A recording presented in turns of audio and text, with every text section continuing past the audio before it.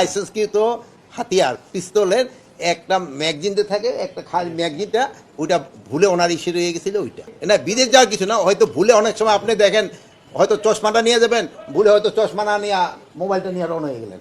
এরকম এই ভুল, এটা একটা মানে জাস্ট একটা ভুল। যেহেতু এটা নিয়ে তো বাইরা ওনার যদি জানতে পারতো আগে, তো উনি কোনো অবস্থায় এটা নিতেন না। ফেসবুকে মানে অনেক জায়গায় দেখাও যাচ্ছে যে যারা বৈধ লাইসেন্স পাবেন তাদের ক্ষেত্রে বয়স 30 এবং 3 বছর পর দেওয়ার একটা বিষয় আছে। উপদেষ্টার বয়স তেমন 30 হয়নি, সেক্ষেত্রে বৈধ লাইসেন্সের ক্ষেত্রে 30 বছর আছে না কিরকম? 30 বছর দিয়ে হ্যাঁ, বয়স 30 হতে হবে, কমপক্ষে 30 হতে হবে।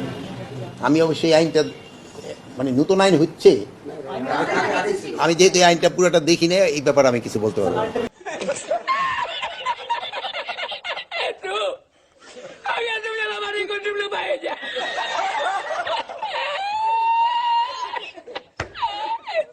Itu.